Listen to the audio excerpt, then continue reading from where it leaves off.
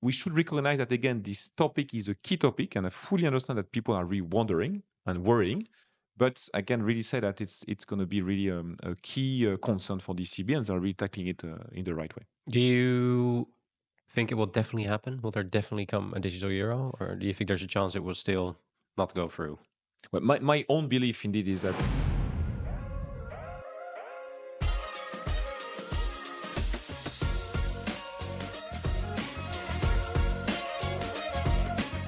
Hello and welcome back to another episode of In Check with Fintech. On this episode, we're joined by Clement Jozwiak, Chief Product Officer at Worldline, to explore the future of payments and financial services. With over 15 years of experience in digital and payment services, he has focused on product innovation, and with a product-driven mindset, he has worked with financial institutions, specifically in areas like digital banking, open banking, and digital currency. Notably, Clement has been deeply involved in the last years in the development of A2A for merchants, but also in the recent rise of CBDC development, and particularly with the digital euro. On this episode, we discuss the rise of account-to-account payments, the impact of AI in financial services, and what open banking and digital currencies mean for the future of payments. If you want to stay ahead in fintech, this episode is packed with insights. So let's dive in. So you've been in fintech and in payments obviously for a long time, but if you weren't in fintech, what career would you have pursued? So thanks for this question. Very good question indeed. When I was younger, in fact, so if I even start with the very beginning, I wanted to be a football player. But of course, I realized very soon that I would not be able to be. That's for sure. But then, more realistically, I would have liked to be a doctor. In fact, my whole family, they are all doctors, practicing and so on and so forth.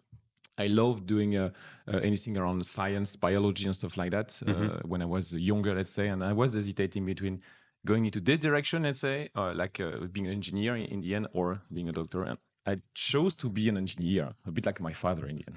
Why did you choose to go that direction instead of the other way? Do you remember? Maybe because I loved a lot mathematics, computer science, all those things, and even computers, and just programming. Already starting to try to do stuff on my computer, which was a very old computer, of course, at that time, but it was very, very interesting. And that's why I naturally went into this direction, even though I always look, on what could happen in the other side. Yeah, exactly. Yeah, funny. Yeah, I remember when I was in university, actually, I always knew that I wanted to do something with economics, but at a certain point, I fell in love. I think it was because of the movie Boiler Room with becoming a trader. So I thought, okay, I'm going to become a trader. I'm going to study finance, do this as a master's. And then I started my master's like, this is not for me. And then I fell in love with the job of sales. But yeah, it's like these little moments in your life, I guess, which determine where you're going to go. And for you, it was kind of when you decided which direction you were going to go in from a studying point of view. Yeah, exactly. Yeah. Nice. What's one thing people would be surprised to learn about you? Now, surprise, it depends to who you ask the question, of course. But basically, I'm doing a lot of sports, but really a lot.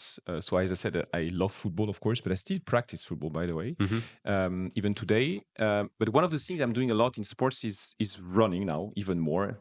And I do a lot of trails. And something that I do, and quite often people are very surprised about that, is that I can run for hours, even during night and the winter. And what I did very recently, by the way, as an example, like it was in last December, I did run over the full night from midnight to roughly 10 a.m. in the morning to do 80 kilometers, over the hills and in the winter, snow and all those things, which you can always think, but why would you do that?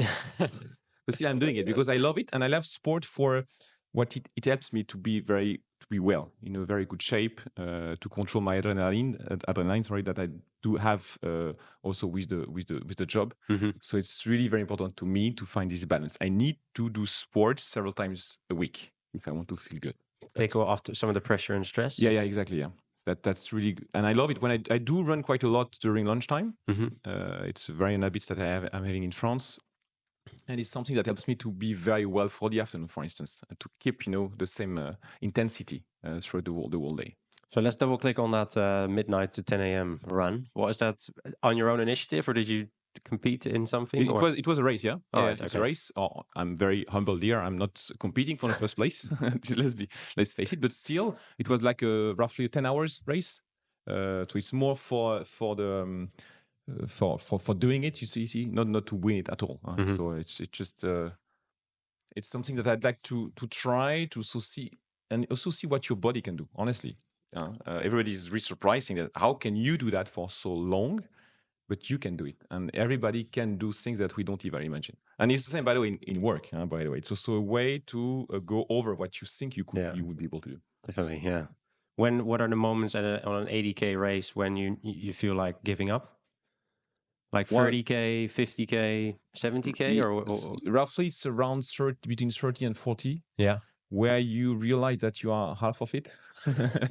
It's freezing, honestly. It's during the night, and then you can really wonder, why are you still there? Yeah. But then you should not hesitate at all.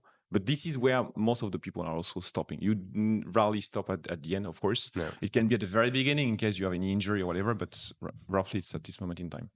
Very impressive. Are you working to something now as kind of your next race, next goal? Is there an extra distance you're looking for? Not necessarily. I think 80 is really a lot already for me. I know that people are doing even ultra trail, up to 160, for instance. Yeah. I don't think I'm made for that, even though I could try, but I don't think so. I think it's because it's a lot of work as well to train for it. If you want to also be in a good health when doing it. But I think it's already okay. It's just that keep doing me other type of race, because it was like in the center of France, in the hills, not in the mountains. Doing that in the mountains, like in the Alps, for instance, it's something that is also very different, because you are really looking at everything around you, looking at the nature and all those things, which was not the case here during the night. Of course, it's a bit different, but still, it was a very nice challenge. Yeah. Can imagine. Yeah. I mean, it is very impressive, but it sounds like kind of your boundary is at 80K then. Yeah. For me, it's about 16, but for you, it's at 80. Yeah. I would say so. Indeed, 80 is a boundary for me. Great. But yeah, so you've been in payments with Worldline. You started with Atos, right? 15 years ago. Then you went to Worldline. What got you initially interested in the payment space? Yeah. Good question. So it was Atos, but in fact it was Atos Worldline. Just to be very clear. So it was, in the end, for me, it's a bit the same company. So I've been there for a long time, but it's a very different company. It was Atos Worldline indeed. It was much more around digitalization of processes, like I would say payment in a way, yes, but not even payment. And to be honest, when I came into this company, it was more for the localization and what the company was offering to me, less than payment, to be very honest with you. But when we came to payments, what I really love with payment now is that it's something that we all use, we all need it, but we don't really realize it. I mean, when you go to buy something, you will make an instinctive, let's say, movement with either your phone, your card today, but even with the cash, but you don't realize what's happening there, right? It seems very simple. You just give a note, whatever, and it's done. And it's so complex behind what needs to happen that is really interesting. And that's what I like here, is how to ensure that this very important moment of what you need to do to get access to anything in the end, right? How you can make it happen. And it has evolved so much in the past years as well. Even when we started like 15 to 20 years ago, the iPhone was not even there, more or less, I would say. Okay, the iPhone came late 2000s, but still, I mean, it was the very early stage. We were not able to pay with your phone, and all those things. Even the card payment was there. I can say it. I'm using a lot of my card, but still, cash was also a lot there. But it has so much change, that it's very, very interesting. You need to be up to speed all the time from everything, the market, technology, and everything. And that's for me really interesting. That's something that you never get bored, basically. I agree. I think when I started in payments, and the regular listeners will get bored from me saying this, but it was indeed me. I didn't really realize what was going on in the back end. You think you just tap your card, or buy it at that time, which is also about 13 years ago now. You had to put in your card or swipe your card still. Type in your code, and then you thought, okay, I'm done. This is my checkout. Yeah. Still, you paying with a lot of cash.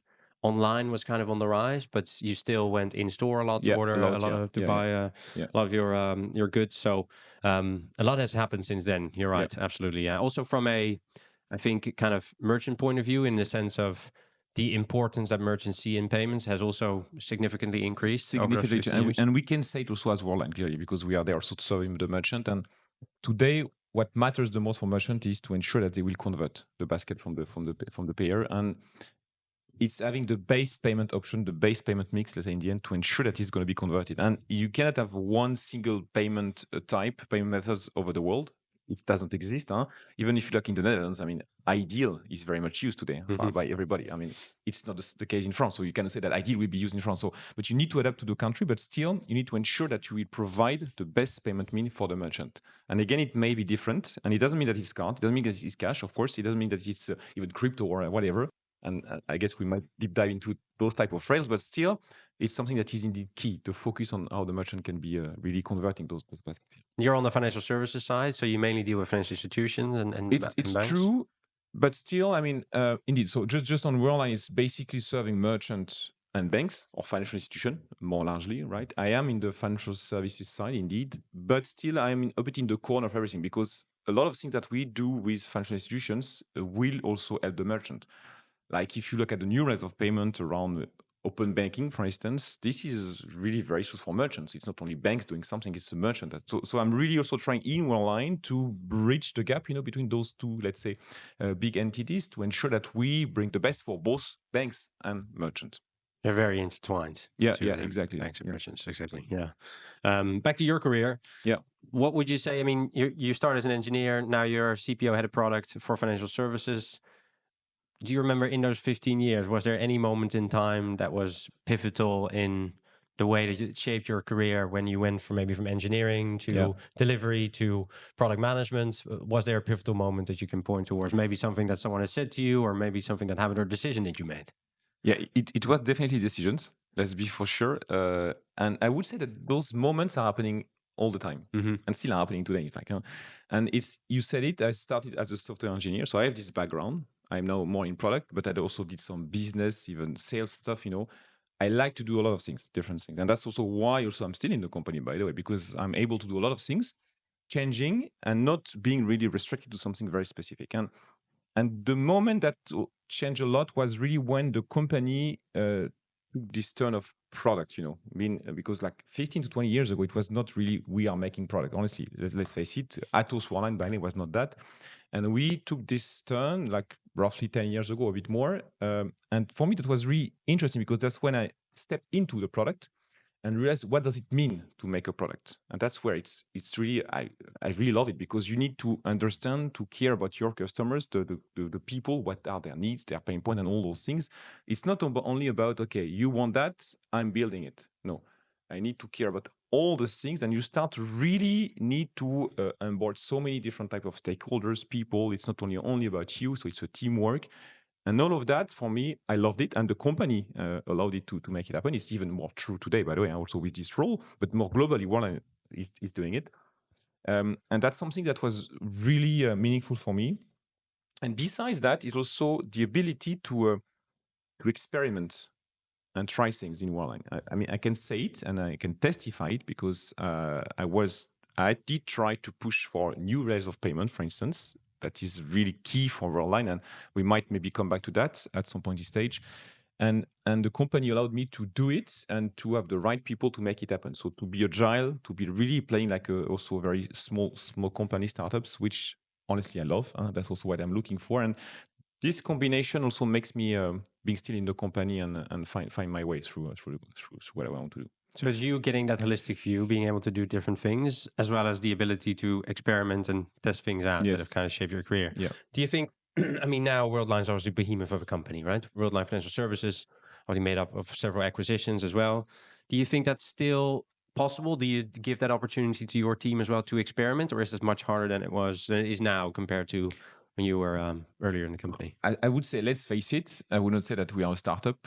We cannot say it. Of course, obviously, we are quite some people. So for sure, everything is different.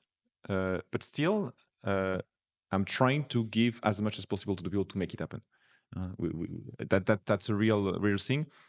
So it's not that easy, that's for sure. But still, I think we can make it happen today in the way we try to build product, we try to experiment. And I think the fact that payment is evolving so quickly in many directions, many rails of payment, forces us to do this. I mean, to test, to try, to let it go if we have to, and so on and so forth. So that's what we try to do. And it's not only about, by the way, doing it ourselves. By the way, I think it's also very important to say we try also to partner even more now today. So we have become a big company, But we also need to work with smaller companies that are very playing on a very niche market, that have very strong expertise, for instance, that can help us. And doing so, I think it's also key not to try that we can, not to believe that we can do everything ourselves. It's not the case. No, exactly. Yeah, you use the ecosystem, set of for sure. partnerships. A lot of fintechs on the market are great. If you look at Europe, I mean, it's amazing in all the spaces. And it's not only purely about payment, even if you look at AI, for instance, because AI is one of the topics that will impact as well, or is impacting already the payment, but you also need to look into that. So it's really very interesting how you can really enrich the portfolio, again, in order to provide value for the customer. Because this is really, for me, the essence also of what we do in product, is to ensure that you provide the value to the customer. At your offices here in Utrecht, you had a workshop, or at least a presentation, where I was also part of, and I was hosting a panel with Huawei, with RiskQuest, and with someone from Worldline. We were talking about AI and the impact it can have. Maybe taking a step back from that, if you look at AI and the impact it will have on payments, and not just Worldline, where do you think it will have the biggest impact within the payment space? Now, I would say that some obvious ones are around the customer relationship, or customer services. This one is clearly obvious, but it's not linked to payment per se, but everything that you do between the customer and the consumer, let's say, like a bank, for instance, the consumer, or even a merchant and the consumer, that's something that you can improve. I mean, many things can be done in the way you interact. It can be automated. You can work on emotion. For so many things that you can do, even the chatbot stuff, it's going to be much better than before, because before it was not really a chatbot, not very useful. So that's one obvious one. I think another one is on the fraud side. And by the way, you mentioned RiskQuest, which is on the credit worthiness. This one is for me also key, because when you make payment, you want to ensure to have the minimal fraud, of course.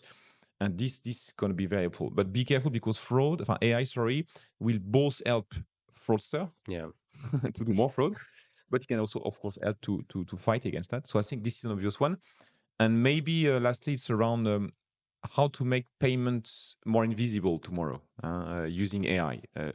Do something that you know what you want to do, and AI or your companion or whatever, which is AI, will help you to make it happen before even you know that you need it. So maybe it seems a bit virtual, I'm saying, and too futurist, but still, I think something that could really impact the way we do things. So making payment even more invisible than it is today. Exactly, yeah, which is hard to imagine. It's very hard to imagine, yeah. Okay, so something will happen and you don't even know it. No, exactly, yeah. A bit closer to home, if you look at your role in your team, do you feel that there will be an immediate impact of the use of AI with regards to building products from a product management point of view, or from an engineering point of view, or maybe the way that you do your job? Do you see significant impact there? Engineering side of it, that's for sure, because when you are developing, I mean, there is a lot of tooling now on the market that helps you to develop faster. So that's really the case. And it's not, again, linked to only Worldline. I think it's very much broader. So that's already happening. And on the product side, it's more really looking at the value it brings. We should just be careful not saying that AI will work for everything, everywhere, for whatever, because I don't think it's the case. I think we should really just look carefully on what it means, and stop like thinking that, okay, I'm putting AI, it's going to improve everything, I'm going to be doing everything much better, faster, and whatever, because I don't think it's the case everywhere. So this is a bit the risk that we see today. Everything is AI, I would just be careful, but at least some things are really interesting to look into. But still, we are in product. We should always ask ourselves the question, how can I improve the value that I bring to my customer? And you can look at AI as one angle to make it happen, but don't do AI just to do AI. No, exactly. Yeah, but I guess in your role, because you're indeed responsible for product, you'll see where and when AI needs to be implemented, and then rolling it out to your customers. It will come from you. You see what I mean? Yeah. I'm trying to guide a lot the people in my role, more than saying, okay, this is what you should do. But you're right, at least ensuring that the people, that the product manager, basically, or even product marketer, are really looking into these type of trends, to ensure that when they consider the roadmap and all those things, or even discussing with customers, they just to take that into account. I think that's really what I'm trying to do. And AI is one good example, but I think you have a lot of other technological, stuff that are happening that are also important to consider, not only AI, I think. So let's talk payments. Yeah. Let's talk about account-to-account payments. Maybe to introduce it, I mean, it's getting a lot of traction in Europe, right? I still think, and correct me if I'm wrong, I still think that there's a lot left on the table in Europe specifically. I think UK is a way more mature market than the rest of Europe, but there is a shift going on. What do you feel is driving this shift? So it's indeed a very good question. I think what you said is very relevant. So we've been saying for years that it's coming in. It's not the case. Let's face it. But you're right. UK is clearly ahead. Not only UK, by the way. If you look at the rest of the world, you see some countries like in India or even in Brazil, so you have UPI, Pix. This is the same type of payment type, and this is working very, very well. But mostly linked to government push. So it's one of the drivers. If you ask me, one of the drivers is the way governments are behind that. So it's one. Still today, I think it's changing. It's a fact. If you look, even at what analysts are saying, you see this growth, and not only in the UK, even in Europe. And I can testify also myself from what I see from our customers. We are receiving more and more demands on such type of payment. And I think one of the biggest driver is the instant payment that is coming in, and it's there already. Right now, you can receive and send instant payment. It was mandated by regulation, and this is changing a lot of things in Europe. Because then you have the instantaneity. It's also free for the consumer. You don't have to pay for it. And then there is real value for implementing an account-to-account payment, because for the merchant, you have the value, you have the guarantee of payment. So all those things are really, for me, impacting today, the change into the adoption. And another one, I think maybe would be around the wallet. Wallet adoption is rising. We should be careful because wallet is not only A2A. Wallet, you can have a card in your wallet, you can have everything, but still, using a digital payment, of course, A2A is digital, fully digital. You don't have any plastic at the essence of it. So, of course, it will help as well to go in this direction to be able to pay much more via account to account. You say government is a big driver. Yeah. I mean, it's a push and a pull, I think, right? It's a push that needs to come from the governments or from the merchants themselves or from financial institutions, and then there's the pool for the candidates. For the consumers who say, I want to use this payment method.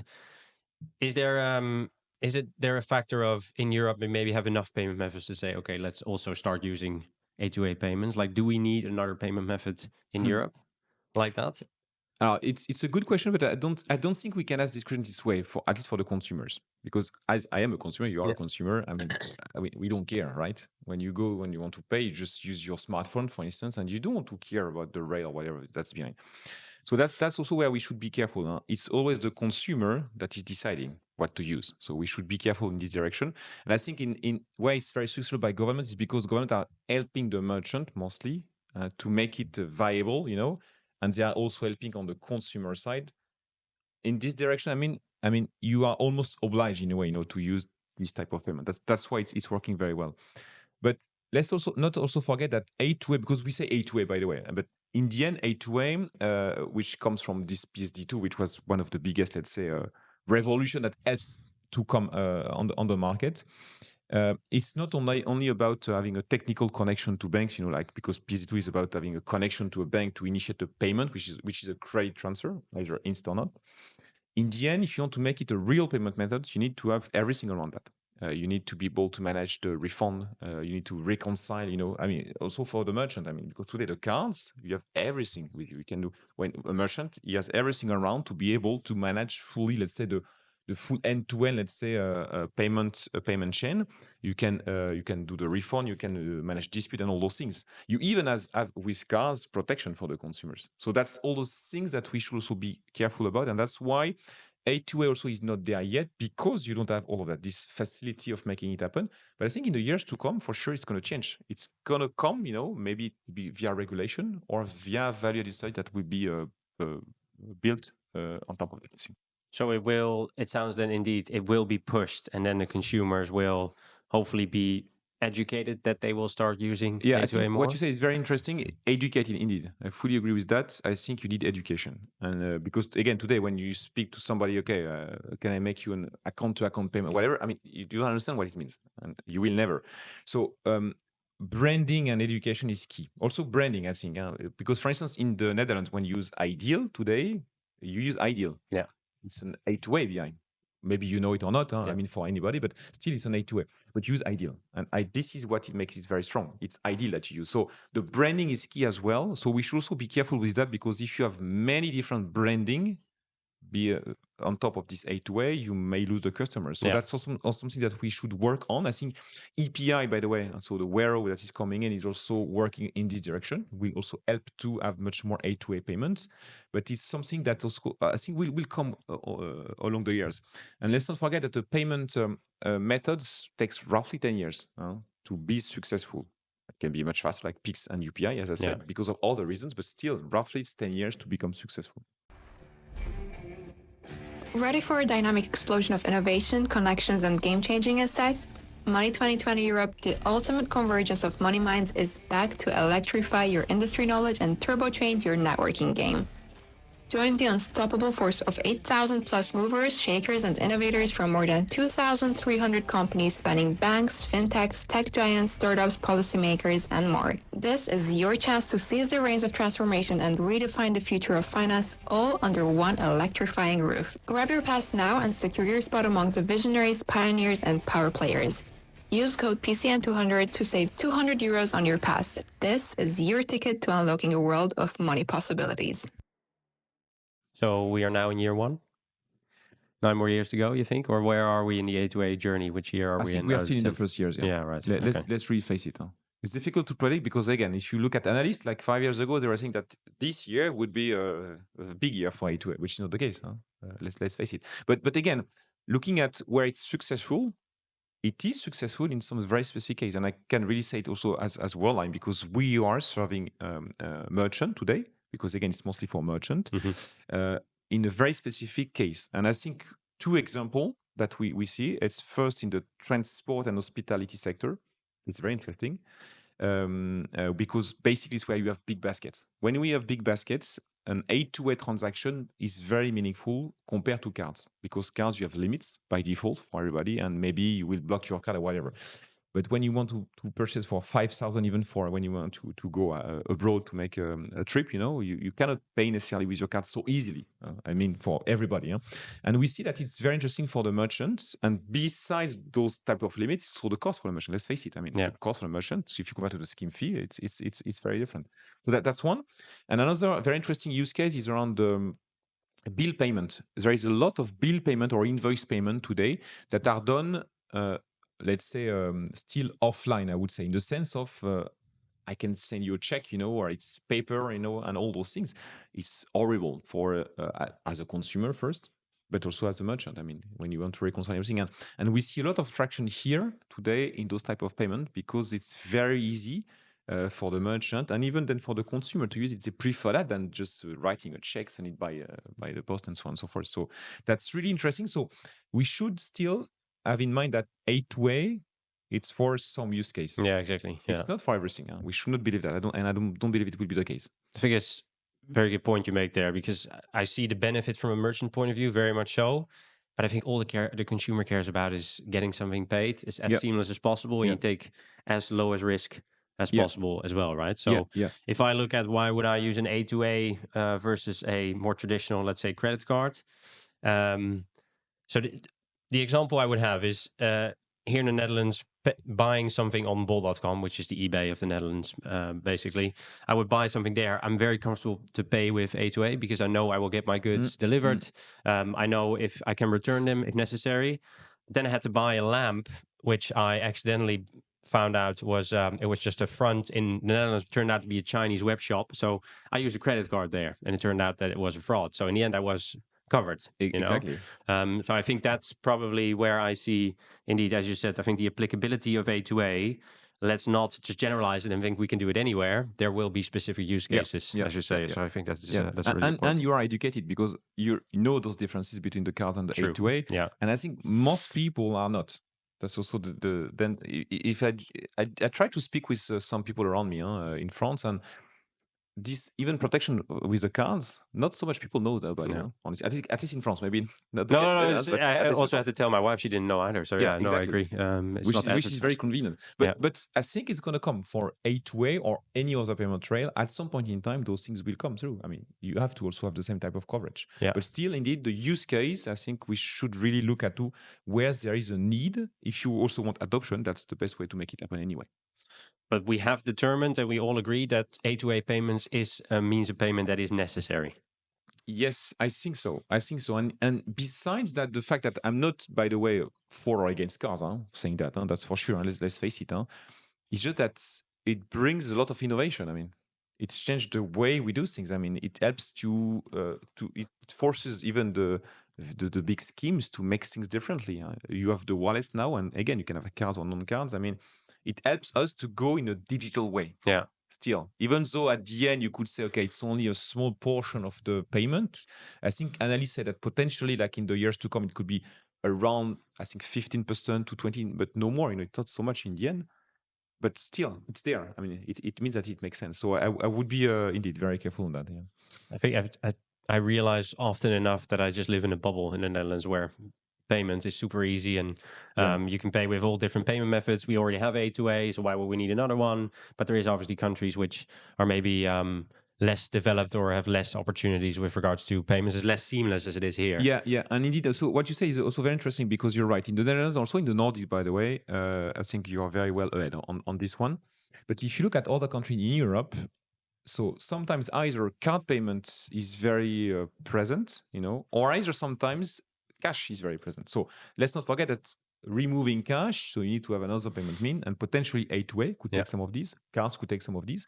But also on the card side, if you go in the Eastern Europe, for instance, the fees are very high for the merchant. Mm-hmm. So there is even more traction for them, to potentially have something else to. So of course it might change in the years to come. The scheme might react differently, but still it's the case today. So that's why the traction is very different depending on the country and depending on the use case. And in some countries, you only have one payment method. You can only pay with your Visa or your MasterCard. So you have no choice. And I think providing options for the consumer, it's also our duty. And that's what we try to do also as Worldline. Some say that A2A payments will disrupt card payments. I think it depends on the country, right? If they will disrupt card payments or not. And I would not say anyway that it will, even in every country. I think we must recognize that I think it will be very, very complementary in the end. But again, you're right. It depends on the country. Maybe some country, it will have a high take. It could be in the Netherlands and other country. But in some, it maybe not the case. It really depends on the culture, the mindset of the people, and also what exists before. Yeah. Because if you have a very strong brand, like again, Ideal in the Netherlands, I mean, it's a very, very strong brand. I mean, I don't think you would remove it so easily, right? So there is, it's anyway an A2A. I mean, in the sense of, but cards, it may be difficult to surpass A2A in this sense in the Netherlands. But on other countries where card or even local payment method, like in Spain with Bizum, for instance, Bizum is very strong. So that's why the branding and the payment types that are there are very important. So I don't think it's going to disrupt, that's for sure. Let's face it that it might take some part of the card in the years to come, in the sense that anyway, payment is growing. Doesn't mean that cards will have less transactions. Everybody is growing, but maybe the pace of cards will be lower, and the one of the other rails will be higher. But in the end, everybody will have its place. And I think anyway, cards might remain anywhere around 50%. It's a lot, it will not be removed. So at least that's what I see, or what we see for now. Maybe everything will change. That's what we see with AI coming in. You see, some things are changed. So we will see in the years to come. Yeah? It's funny how payments is. You talk about Ideal and how it's hard to disrupt that here. Payments is almost part of a country's culture in a way. So changing that is very difficult, which is why I think Wero is having such a hard task to fulfill. Basically, to change people's payments behavior, to have them go at checkout and do something different. How do you see that? Yeah, it's a very good point. Wero is starting with P2P. Wero is also leveraging existing payment methods. So, of course, Ideal in the Netherlands, but also in France, it's Paylib. So it's not starting from scratch, from nothing. So that's first. And secondly, they are really working on the P2P. And what we've seen from most payment methods is that they are successful when they start with P2P. Because you get the consumers. And when you get the consumers, you win a bit the battle, because then you can do whatever you want. You can convince the merchant, but guys, look, you have all those guys that can pay at your shop, so you should accept it. So that's much easier. So that would be more for me the battle of Wero.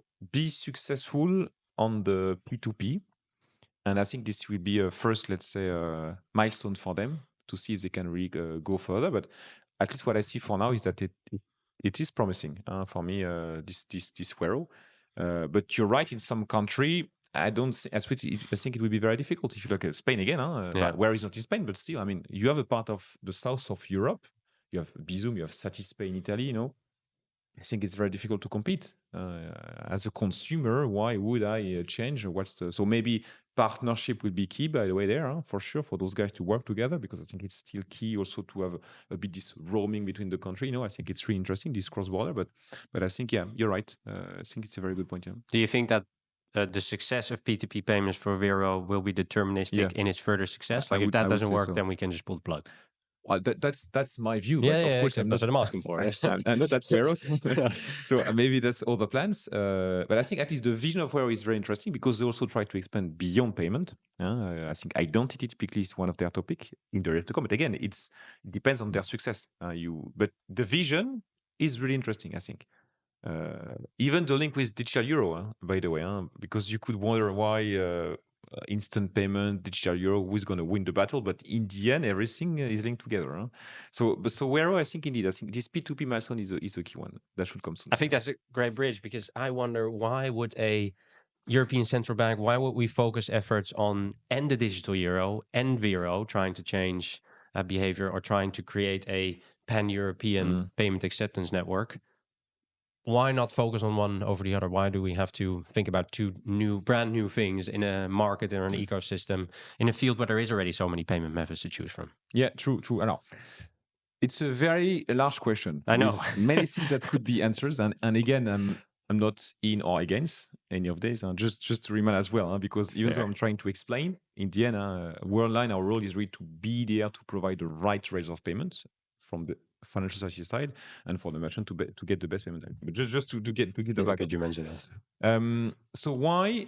So still, it's a good question. I think people on the market are really asking why. Why we have EPI trying to come in and you want the digital euro? How are we going to convince or to explain to the consumer what it is? That's a very fair statement. But still, I mean, the ambition is different. I think. Digital euro is trying to find it's for the sovereignty. Let's face it. It's to fight against the big schemes and to ensure that we have really a payment scheme in Europe addressing all the country. Wero is only for a country. Let's not forget it. So if you first compare the two, it's not at all the same scope. Digital euro is for everyone. I think inclusion and all those things. It's a key one for digital euro. So it's mimicking the cash into the digital world, which Wero is very different. It's a wallet at the sense of it, even though it's relying on instant payment rail. It's a wallet. So for the consumers, they want to go into identity, all those things. So for me, it's a different objective, even though still the goal is to have a pan-European payment method. You're right. But still the ambition and at least the road they are taken is very different.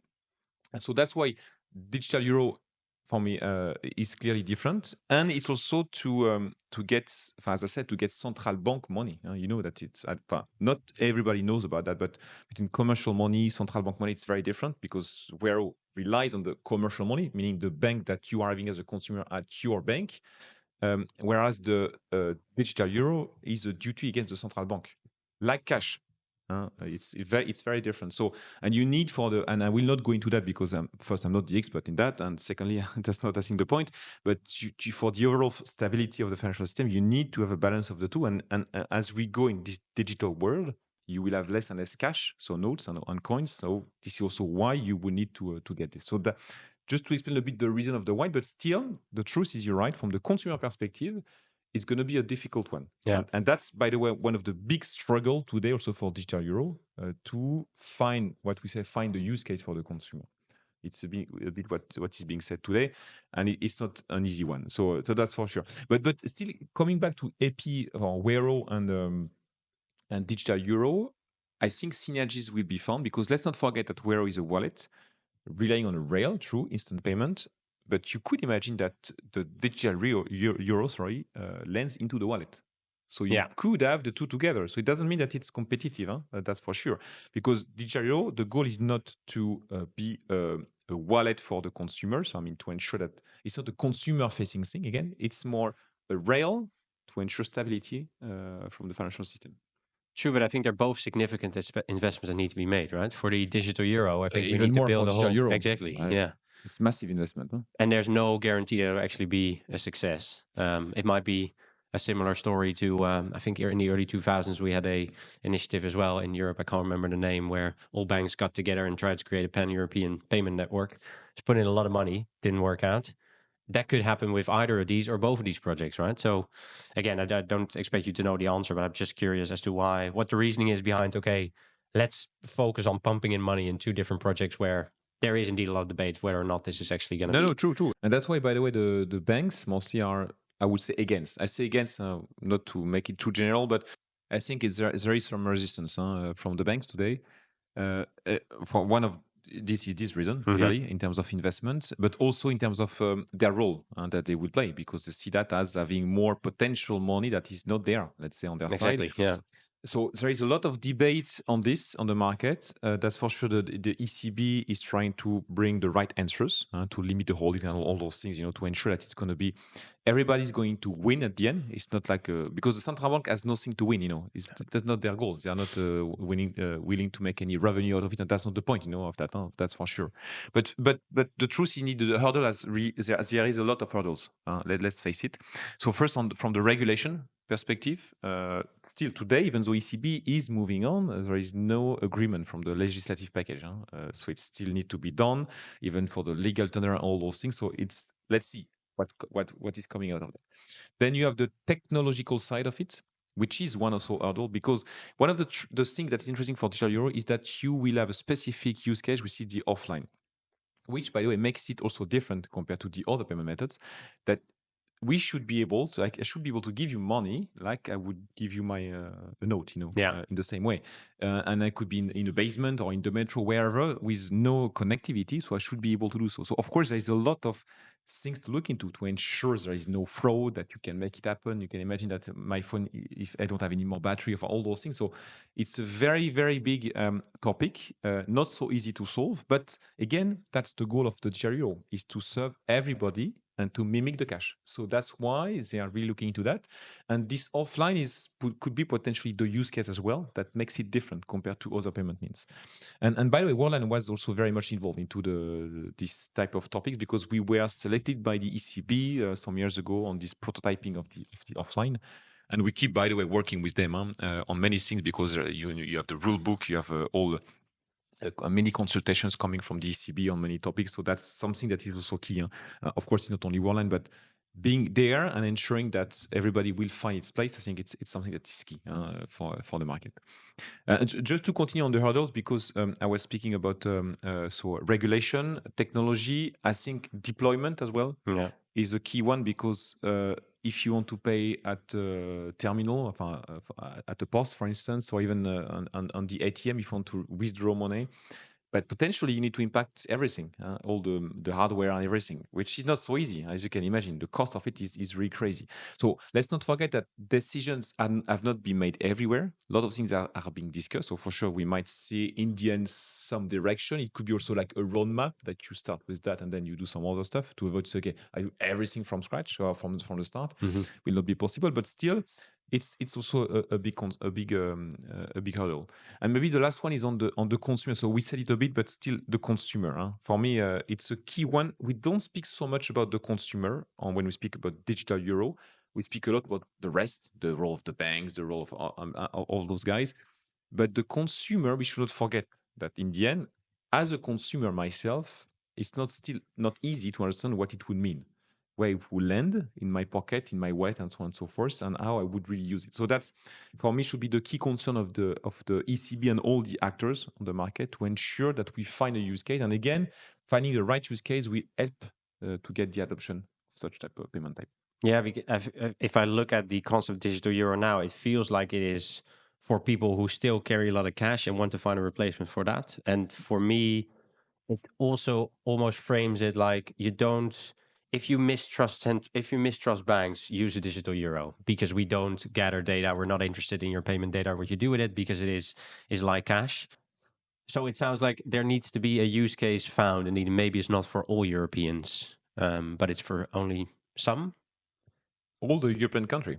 It is. No, I know, but in terms of the use case, so where it actually will be used, like maybe you and me say Digital Euro, we'll never use it in our lives. But maybe there's other people who say, yeah, we'll use it all the time. Yeah, indeed. But we don't even have the answer now. No, I because know. this is exactly the topic that have been discussed. Even the ECB is launching experiment, again, prototyping exercise to find the right use case. It's happening these days. Huh? So that's really interesting what's gonna come out. And I'm sure we will find some interesting ones again. And maybe, again, this offline would be very interesting to be used.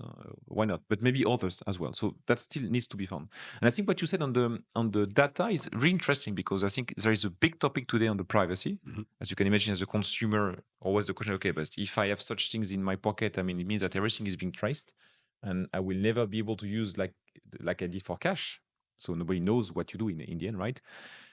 But that's really a big topic for the ECB.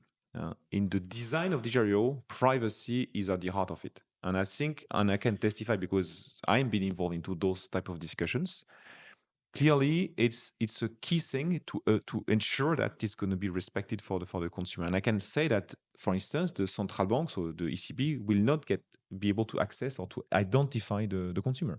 It will not be possible. It's going to be an identifier like an account, but that no more.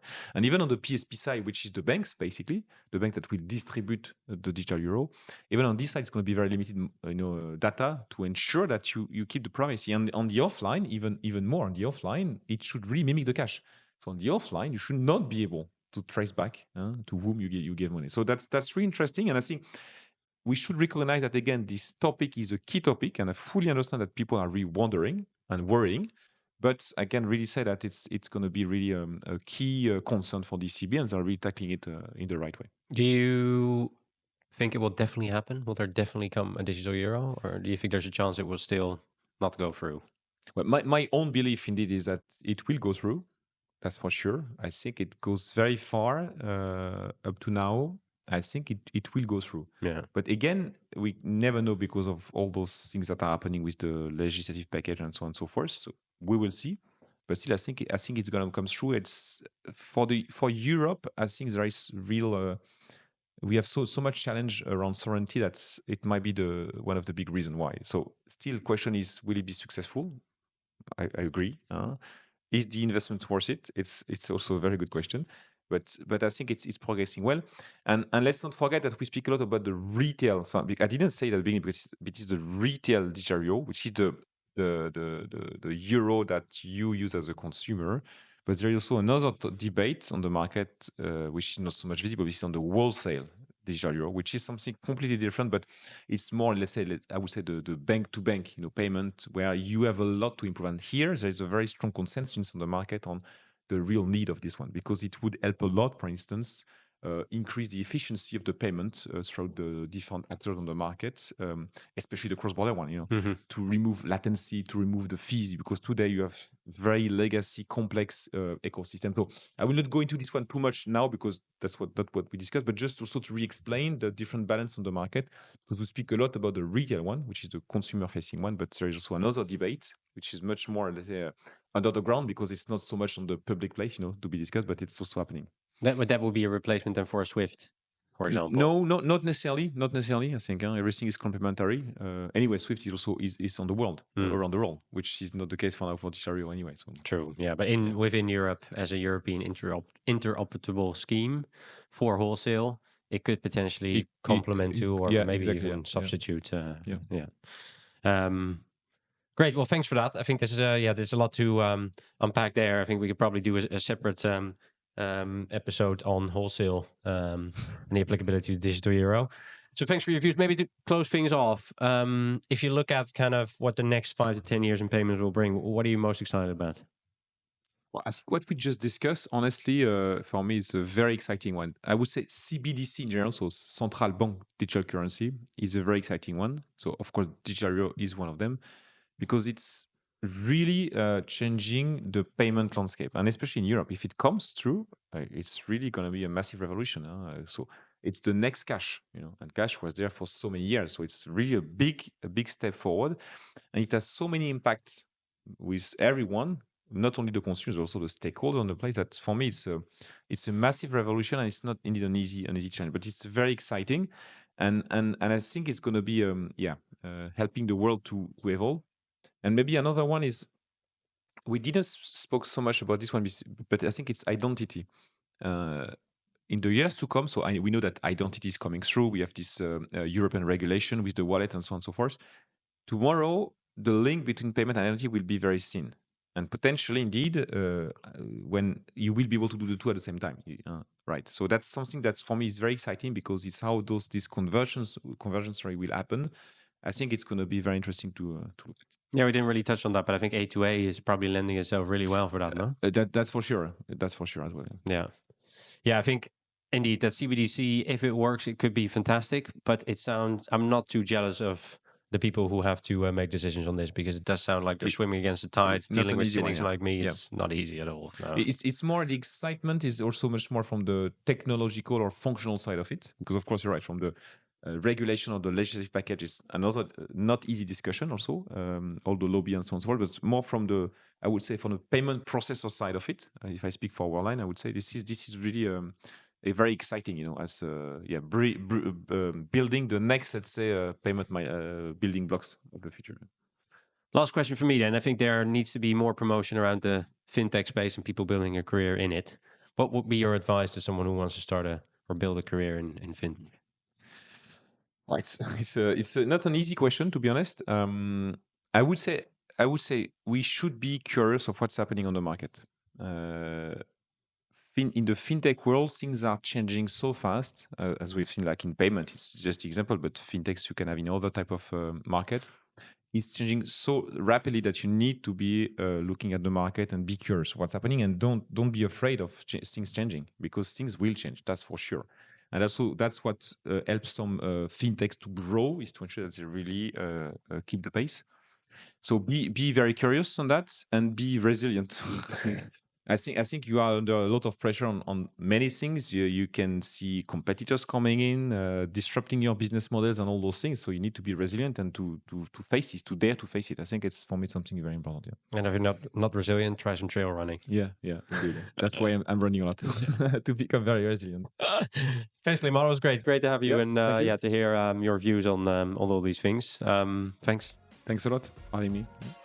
Thank you for tuning in to In Check with Fintech. If you enjoyed this episode, leave us a review on your favorite podcast platform or just drop a comment on YouTube. We'd love to hear your thoughts. Don't forget to subscribe as well and turn on notifications so you never miss an update. As we wrap up this episode, we challenge you to think about how you can stay ahead in this ever-evolving industry. Whether you're a passionate fintech professional or just generally curious about fintech, there's always something new to learn and explore. Let us help you stay up to date with all things fintech by tuning in to our episodes.